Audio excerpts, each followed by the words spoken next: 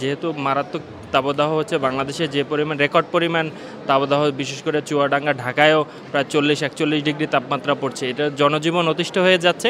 আসলে আল্লাহর কাছে রহমতের বৃষ্টি প্রার্থনা। অনেকেই ভুল বোঝাবুঝি হচ্ছে যে কৃষকের ফসল উঠছে, এখানে বৃষ্টি হলে ক্ষতি হবে। আসলে না, আল্লাহর রহমতের বৃষ্টি যার যতটুকু প্রয়োজন ততটুকুই আল্লাহ দিতে পারেন। আসলে এই প্রার্থনাটাই করা হয়েছে যে রহমতের বৃষ্টির মাধ্যমে আমাদের মধ্যে যেন স্বস্তি এবং শান্তি চলে আসে। হ্যাঁ, অবশ্যই, যেহেতু আল্লাহ তাআলা পবিত্র কোরআন কারিমের মধ্যে একটা আয়াতের মধ্যে বলছেন যে মানুষের যখন পাপের কাজ বৃদ্ধি পায় এবং গুনাহ, বিশেষ করে জাকাত না আদায় করে, এরপর জিনার কাজ বৃদ্ধি পায়, তখন আল্লাহ তাআলা এরকম খরা এবং অনাবৃষ্টির মাধ্যমে মানুষকে শাস্তি দান করে। এটাও হতে পারে।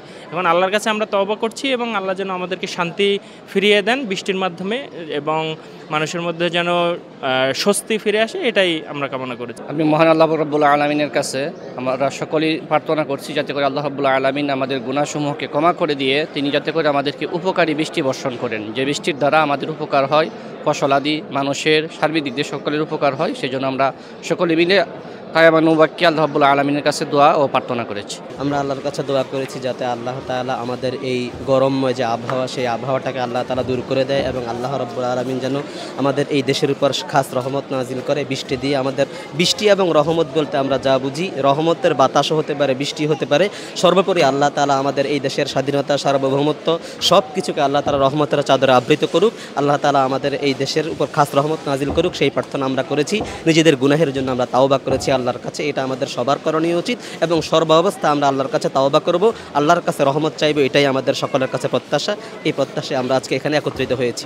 আমরা বৃষ্টির জন্য আল্লাহর কাছে প্রার্থনা করছি যে অত্যন্ত গরমের কারণে মানুষ অতিষ্ঠ, হিট স্ট্রোকে মানুষ মারা যাচ্ছে, যাতে আল্লাহর রহমতের বৃষ্টি নাজিল হয়। সেই জন্য আল্লাহর কাছে আমরা আমাদের যে ভুল ত্রুটি ক্ষমা প্রার্থনা করে আল্লাহর কাছে তওবা করেছি এবং আল্লাহর রহমতের বৃষ্টি যাতে নাজিল হয়, যে অতিবৃষ্টিও না হয়, যেটা আমাদের জন্য প্রয়োজন আর কি, হ্যাঁ, যেটা মানুষের জন্য প্রয়োজন, যেটা মানুষের জন্য উপকার আসে, এরকম বৃষ্টি আল্লাহর কাছে আমরা প্রার্থনা করছি আর কি। আমরা অতীতের সমস্ত গুনাহের জন্য মাপ চেয়েছি এবং ভবিষ্যতে আমরা গুনাহ করব না, এই ওয়াদাবদ্ধ হয়েছে আল্লাহ। আমরা আল্লাহর কাছে প্রার্থনা করেছি আল্লাহ পাক যেন আমাদের এই বাংলাদেশের উপরে শান্তি বর্ষিত করে এবং বৃষ্টির ব্যবস্থা করে, যাতে করে সকল মানুষের স্বস্তিতে থাকতে পারে। শিক্ষা প্রতিষ্ঠানে লেখাপড়ায় যেভাবে ব্যাঘাত ঘটেছে, শিক্ষা প্রতিষ্ঠানে বিভিন্ন সমস্যা সমাধানে ছাত্রদের এবং শিক্ষার্থীদের যেন লেখাপড়ার সুযোগ করে দেয়, এই জন্য আমরা আল্লাহর কাছে দোয়া করেছি। আল্লাহ পাক যেন আমাদেরকে এই স্বস্তি, এই তাপমাত্রার, রোদের এই গরম থেকে সবাইকে যেন হেফাজত করে। আমরা আল্লাহর রহমত কামনার জন্য আল্লাহর যাতে আমাদেরকে বৃষ্টি দিয়ে, মানে রহমতের বৃষ্টি দিয়ে আমাদেরকে ধন্য করেন, এই জন্য আমরা আল্লাহর কাছে ফরিয়াদ করি।